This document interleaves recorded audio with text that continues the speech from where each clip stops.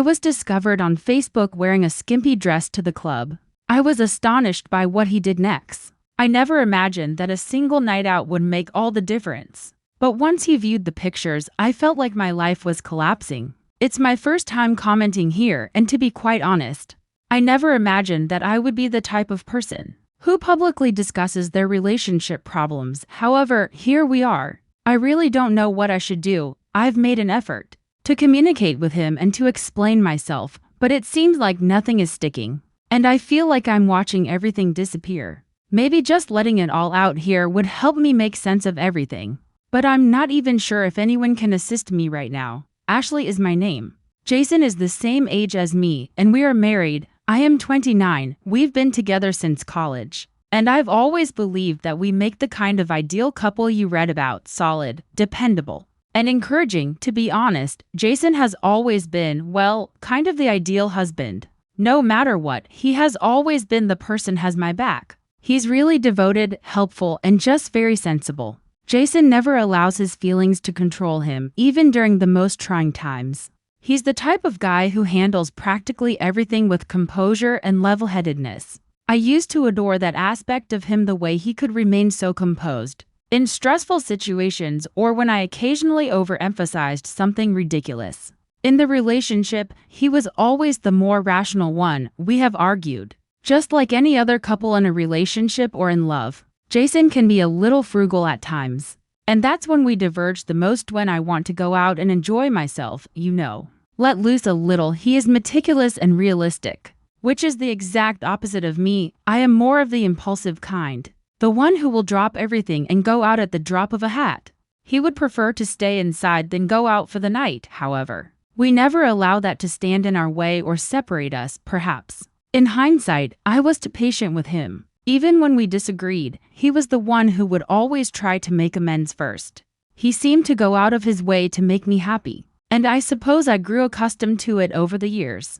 I never imagined that a single night out, just a night at a club with a random girl, would be sufficient to upend our relationship. Now, though, I'm beginning to question whether or not I truly comprehended him. My closest friends and I had been planning this night out for a long time as a girls' night out, simply relaxing and having a good time as we used to. Lately, work obligations and, to be honest, the daily grind have made life somewhat difficult. We all seem to need a vacation, something to break the monotony and finally relax.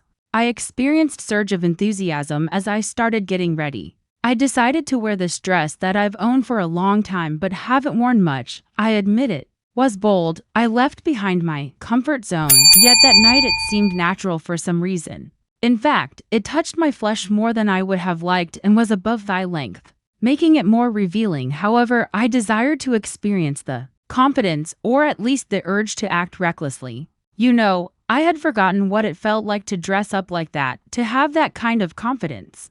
I felt fantastic, like a different version of myself. When I gazed into the mirror, I could practically see Jason's face, his eyebrows going up a little if he saw me like this, but in the back of my mind, there was this tiny voice asking, would Jason really be okay with this? In his own way, he has always been somewhat cautious and protective. He's the kind of person who believes that overly daring attire could give the incorrect impression. I dismissed the fact that I knew he would likely find it excessive, perhaps even disapproving. I reasoned that it would just be the girls and me for one night. What's at stake?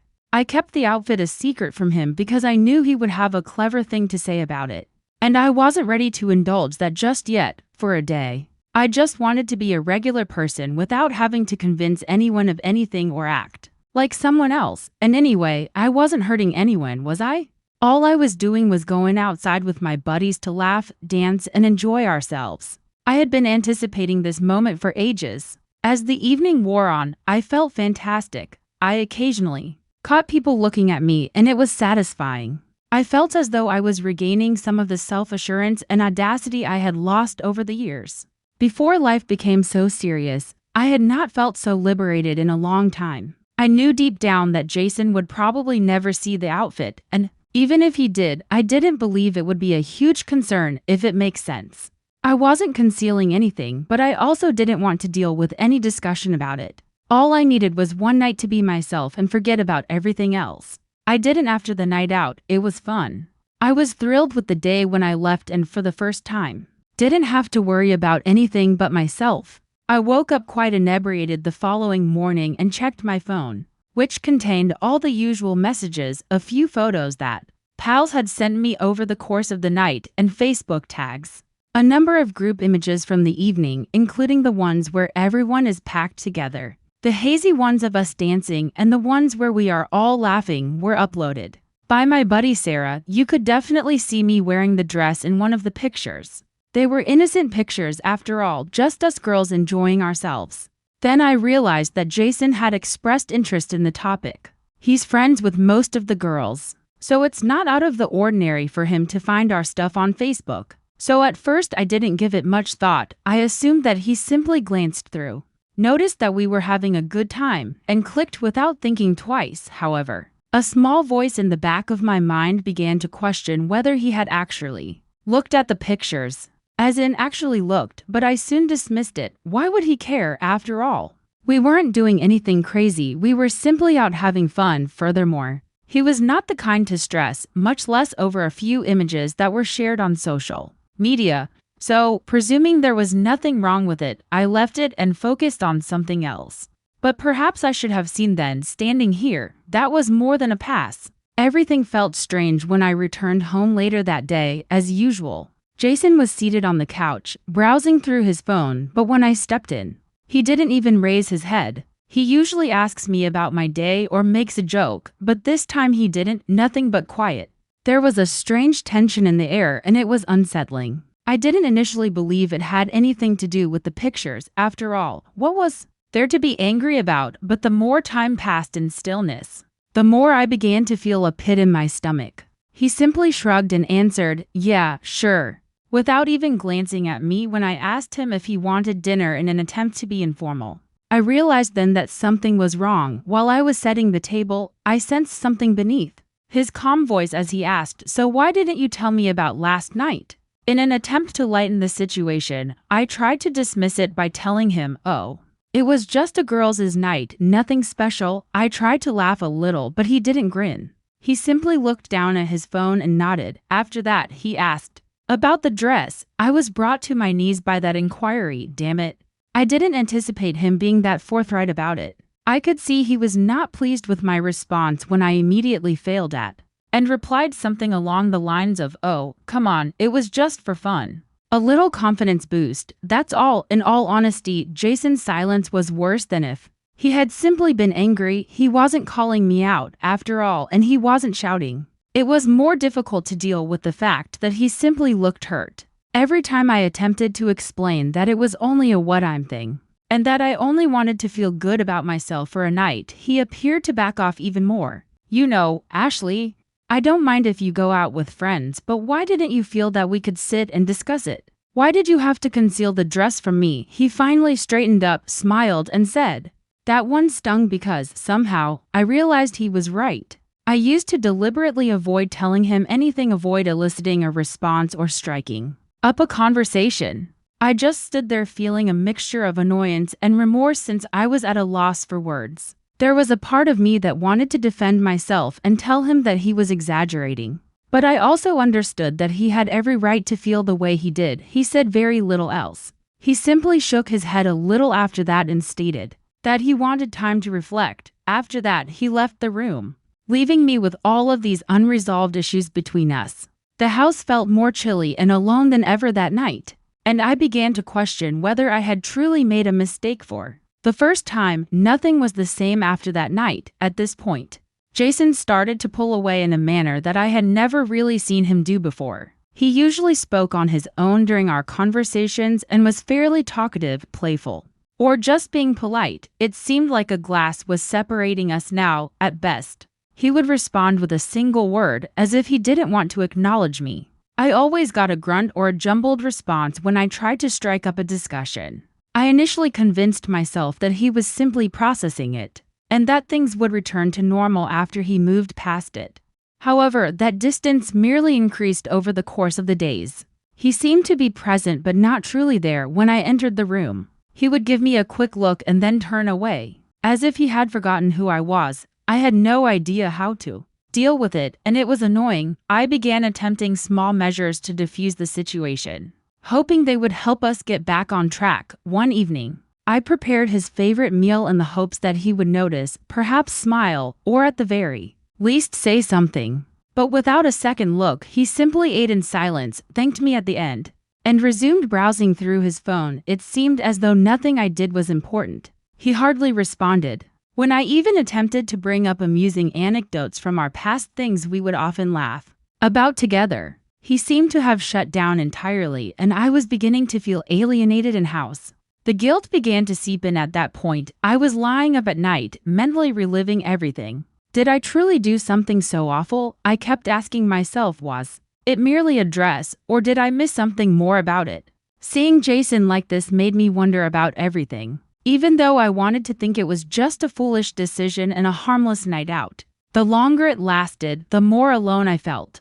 Even though I kept telling myself he would change and that he only needed time. Every time I tried to get in touch with him, it seemed like he had already moved a bit more away, so I no longer even felt safe doing so. The worst thing was that he never once became irate, raised his voice, or had a significant altercation in which I could adequately explain or defend myself. I was going mad because he kept pulling away. I started to question my actions when the world went to sleep. Maybe I shouldn't have downplayed the problem. Or maybe I should have told him about the clothing right away. However, there was always a word in the back of my mind that said that I was the one who had betrayed his confidence, and I had no idea how to win it back. This is the messy part, and to be honest, I find it most difficult to even acknowledge it. But regardless of how awful that makes me appear, I suppose it's time to be honest. After a few beers that night at the club, things started to get a little out of control. It was only meant to be a nice night out with my girls,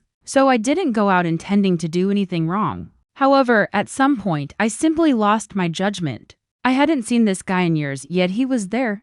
It was unexpected to see him again because we were buddies in high school. We began conversing and reminiscing about past experiences, and for some reason, it felt natural. As though we were back in those carefree times, simply laughing and talking. But after a few beers, everything changed. All of a sudden, it was more than simply pleasant nostalgia. I must say that it felt amazing to hear him compliment me on how I looked and how much I had changed since high school. It was flattering. I believe I simply absorbed it mindlessly, because Jason has been acting so aloof lately. Then we began dancing as one thing led to another. As the evening wore on, I began to see that it was more than the harmless fun I had told myself it was. He leaned a bit too near at one point, but I didn't move away. Although we didn't share a kiss or anything, it was close enough for me to experience the thrill of adrenaline and the sense that I had crossed a line I shouldn't have. I don't like to admit it, but I felt seen, and I didn't back down at that time. Maybe a few minutes passed before I realized how far it had gone and snapped out of it.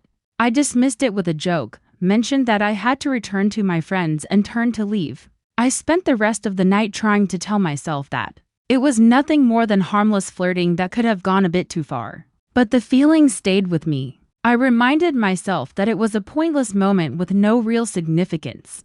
Even though I made an effort to ignore it, I couldn't help but feel guilty. I felt terrible the following morning, not in the I cheated sense, but rather uneasy, as if I knew deep down that I had gone too far. I made an effort to ignore it, telling myself that I had done nothing wrong and that it was all in my head. After all, it's not as if we shared a kiss or something. However, that pit of guilt persisted. I continued playing it over and over in my mind, attempting to change it to something less dubious. Then Jason learned about it a few days later. I didn't give it much thought until he explained how our common acquaintance had told him about the night. Just my luck, huh? It felt like someone at the club recognized us, spotted me with that guy, and felt compelled to tell Jason. I mean, that night had to be the most likely time for someone to be watching out of all the times. I made an effort to act as though it wasn't a huge concern. When Jason approached me, I uttered, "Nothing occurred, just some innocuous dancing and a few beers." However, he ignored me completely. He had heard enough to feel deceived, and I could tell he already understood it was more than that. I attempted to clarify that I was merely engrossed in the moment and that it had no significance. However, he simply sat there staring at me as if he had no idea who I was. It was the first time he didn't respond in our whole relationship. He simply sat there, looking hurt, as though he was trying to figure out whether or not he could believe me, and the quiet was deafening. I hoped he would shout, say something, or do anything. However, he simply stood up and left the room. My heart seemed to have fallen out of my chest. I realized that perhaps I couldn't ignore or rationalize this. As I sat there by myself with a sense of remorse rushing over me, it felt like a kick to the belly to watch him leave in that manner. I was left sitting there with the truth of what I had done when everything I had been telling myself to make it okay abruptly fell apart. I began to realize for the first time that things might never return to how they were when Jason returned. I had hardly had time to take it all in, to be honest. I'm not sure what I was anticipating, perhaps rage, shouting, or some other response that would allow me to defend myself or at the very least provide an explanation. Instead, he simply sat down, composed as if he had already decided on something. I was instantly uneasy because of this quiet resolve in his expression that I had never seen before. He did not yell at me, but I could see the pain in his eyes as he stared at me. He didn't make any requests.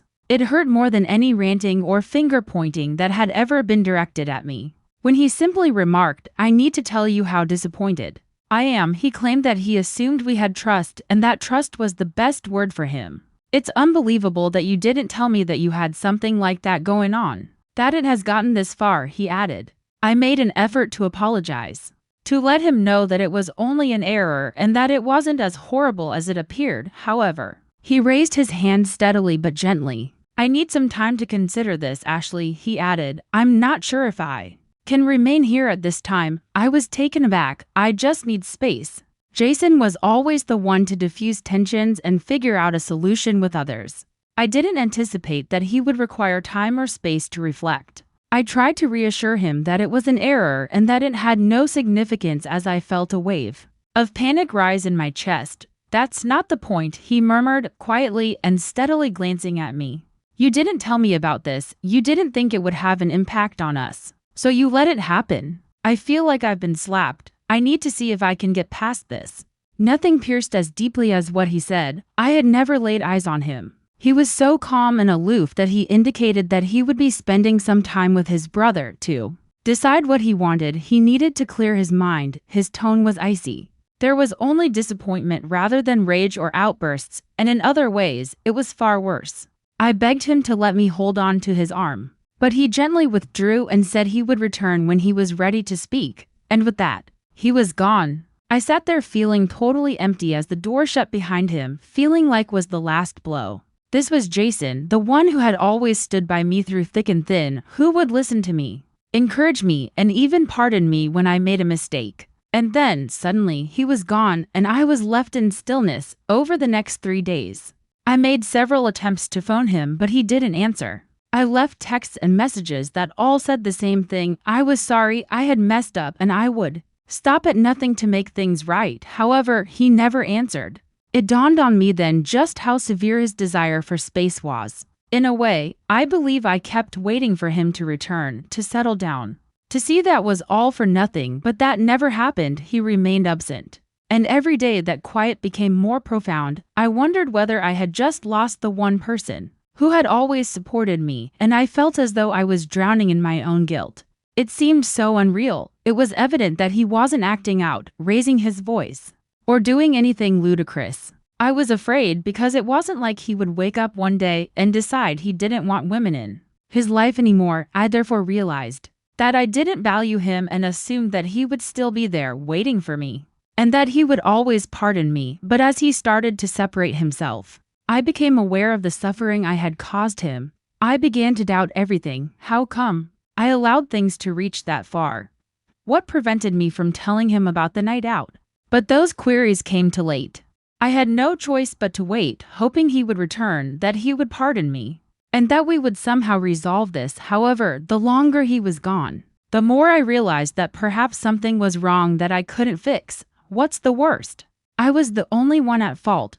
The house was so quiet after Jason left that it was intolerable. Everything felt heavy to me, like a crushing emptiness that pervaded every nook and cranny. I had never experienced such loneliness, and the worst thing was realizing that I was solely to blame. I kept thinking about that night over and over again, hoping I could go back in time and wondering how I allowed things to get so out of control. Every recollection of him, including the small things, the giggles, and even the silent times, only made the pain worse. In a frantic attempt to hear his voice and maybe rectify it, I tried contacting him the following morning.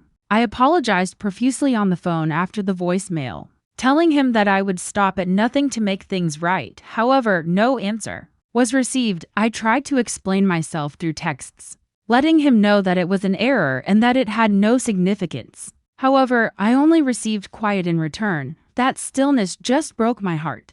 It was as if he had disappeared. I even returned to his workplace a few days later in the hopes that he might pay attention if he saw me. Jason was always kind when I showed up there, but he maintained his distance, just as he had when he first learned. His eyes had a worn, hurt look in them that I had never seen before. Yet there was no wrath or loud voice. I made an effort to speak with him and offer an apology face to face, but he simply said he needed time and left. The realization that he was truly that hurt crushed my heart. He had never withdrawn from me in such a way. Weeks passed, and each time I tried to reach out, he seemed to pull away even more. His answers grew icier the more I attempted to clarify. There was only this courteous, aloof reply that seemed so definitive: no shouting, no accusations, and I realized that this was more than a passing fad. He wasn't as forthcoming as I had anticipated. I couldn't simply apologize my way out of the hurt he was feeling. I kept thinking about how I had assumed he would always be there and forgive me no matter what, taking him for granted all these years. But now that I was this far away, I began to think that perhaps he wasn't returning, and that was a terrible thought. It felt like a delayed, agonizing understanding that I might have pushed him so far that he couldn't forgive me, and that I had permanently lost him. I used to stay up at night looking through our old messages, rereading the small things. I wished I could go back in time and reverse every decision that brought about. All I could do, though, was sit there and stare at my phone in the hopes that he could reply or give me some indication that things might return to normal. However, that hope dwindled daily, and the guilt continued to fester and twist inside of me until I was at a loss for what to do. I felt as though I had broken something priceless that I would never be able to repair, and suddenly I was left with nothing but this emptiness, this unending silence. Jason eventually agreed to meet me after we had been silent for weeks. I recall experiencing a rush of hope mingled with a nervous pit so deep I was having trouble breathing. I kept hoping that this would be it, that perhaps he was prepared to have a conversation and give us another shot. I arrived early, twitching my hands and practicing every word I wanted to say, every promise, every apology. He was just as cool and collected as he had been the night before he departed. He took a big breath and sat down opposite me, staring at me with those calm eyes that used to give me such a sense of security. But I was filled with dread this time. In the quiet, he told me that he had given things a lot of thought. He knew he had lost something, and he wasn't sure if he would ever be able to trust me again. He was unable to see a future for us without that trust. My heart fell, and I began to panic, telling him that I would stop at nothing to make things right and that we could work it out. But with that steady, quiet resolve faltering, he simply shook his head. After that, he informed me that he had already filed for divorce. For his own sake, he claimed he had to move on. It felt like the earth dropped out from under me as I heard those words. I fought back tears, pleaded with him to think again, and assured him that I would improve. I knew it was over when he simply remarked, "Ashley, it's too late." He looked at me with wounded but determined determination. His tone was one of finality rather than rage or resentment. He got up, said he hoped I might find peace on my own, and left. Then he was gone, and I sat there for a long time, numb, trying to take in what had happened. There was nothing I could do to bring back Jason, the one person I believed would never leave. Update: a few months have passed since everything happened, and to be honest, I'm still having trouble understanding everything. In the end, I returned to living with my parents. It has been more difficult than I anticipated to get used to living alone once more. It feels like there's a void that I'm not sure how to fill. When you go from sharing every aspect of your life with someone to suddenly being by yourself, I've had plenty of time to consider things. And in retrospect, I realize how grave my error was. I assumed Jason would always be there, So I took his generosity for granted. I assumed he would simply forgive and move on like he usually did, and that he would never go. However, I'm now dealing with the fallout from pushing him too far. I feel as though I've been struck by an uncontrollable wave of regret, and I know that I am solely responsible for it. I used to believe that Jason's cautiousness or reserve was the reason I was unhappy. But now I see that he was the stable, considerate person I needed, and I was too self-centered to recognize it. I believed a night out in a dress was innocuous since I wanted attention and excitement. But I stepped over boundaries that I didn't recognize until it was too late, realizing that I was the one who ruined what we had hurt. But Jason has moved on entirely. He has blocked me on all of his social media accounts, according to my a few weeks ago. That really got to me. It was like a last reminder that he's done with me and doesn't want to see me anymore. I can't blame him how he finds closure, even if it means leaving me behind. He deserves to be happy. I am currently attempting to determine my next course of action. I keep wishing I could go back and change everything, but I know I can't. Every day seems like an endless circle of regret and what-ifs right now. All I can do is attempt to better, and even if Jason will never be able to forgive me, perhaps I will someday. I want anyone who is listening to know that once the people you care about are gone, it's impossible to get them back. I appreciate your patience with me during this whole ordeal. To be honest, I never imagined that I would be here telling my experience to complete strangers online, but I suppose I simply needed a place to share it all. Perhaps I'm hoping to understand how I got here, or at least achieve some sort of closure. A part of me wants to think that I made a mistake because I was in the moment. But I know it's more complicated than that, although I am aware that there is no way to undo what has happened. Perhaps hearing your ideas and candid perspectives can open my eyes to a different perspective. Did I misjudge everything, assuming Jason would always be there? Or was I mistaken to want a night to simply feel free? I continue to question whether there was a chance to save us, or whether I ultimately deserved to keep him. What are your thoughts? Then, was it fair for me to lose him? Tell me. I'm willing to hear everything, positive or negative. Once again, I appreciate your time. And perhaps, just perhaps, sharing will bring me some sort of serenity.